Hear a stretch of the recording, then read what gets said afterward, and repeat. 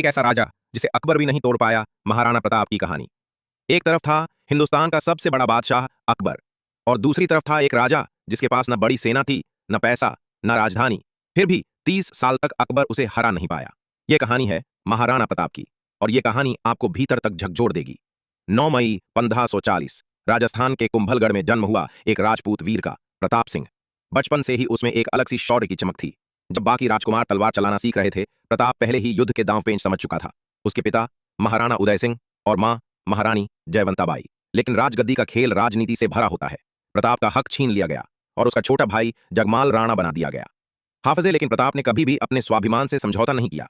उदय सिंह के बाद मेवाड़ के सरदारों ने प्रताप को फिर से राणा बनाया, लेकिन तब तक अकबर पूरे भारत पर छा चुका था। अकबर ने मेवाड़ को झुकाने की कोशिश की, संदेश भेजे, तोहफे भेजे, यहां तक कि शादी के रिश्ते भी भेजे, लेकिन महाराणा प्रताप ने साफ कह दिया, जीवन दे सकता हूं पर स्वाभिमान नहीं। 1576 भारत के इतिहास का सबसे आइकॉनिक युद्ध, हल्दी घाटी का युद्ध।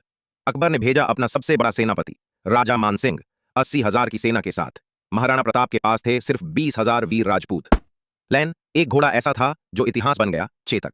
चेतक ने प्रताप को आखिरी दम तक बचाया। जब प्रताप चारों ओर से घिर गए थे, चेतक ने 25 फीट चौड़ा नाला पार कर दिया अपने राजा की रक्षा के लिए। युद्ध में मेवाड़ की हार नहीं हुई, वो तो सिर्फ एक पहलू था। असल जीत तो प्रताप के उस निर्णय की थी, मैं कभी अकबर के सामने नहीं झुकूंगा। युद्ध के बाद महाराणा प्रताप ने जंगल जंगल भटक कर मेवाड़ को फिर से जीतने की कोशिश की। कई बार भूखे सोना पड़ा, पत्थरों पर सोना पड़ा, लेकिन कभी समझौता नहीं किया। सही उनकी पत्नी, उनके बच्चे, सभी ने दुख झेले, लेकिन प्रताप की जुबान से कभी एक भी शिकायत नहीं निकली। उन्होंने कहा, मैं मेवाड़ की मिट्टी में सोना पैदा कर सकता हूं, लेकिन उस मिट्टी को बेच नहीं सकता। धीरे धीरे महाराणा प्रताप ने मेवाड़ के 85% इलाके को फिर से जीत लिया, वो भी बिना किसी बाहरी मदद के। जब सारे राजा अकबर के दरबार में झुक गए, तब एक ही नाम जो अकेला खड़ा था, महाराणा प्रताप। 1506 एक शिकार के दौरान घायल होने के बाद उनका देहांत हुआ। उनकी अंतिम इच्छा थी, जब तक पूरा मेवाड़ आजाद न हो, मुझे चित्तौड़गढ़ का दर्शन मत कराना। ये बेला आज भी जब बात होती है स्वाभिमान की, तो सबसे पहले नाम आता है महाराणा प्रताप का।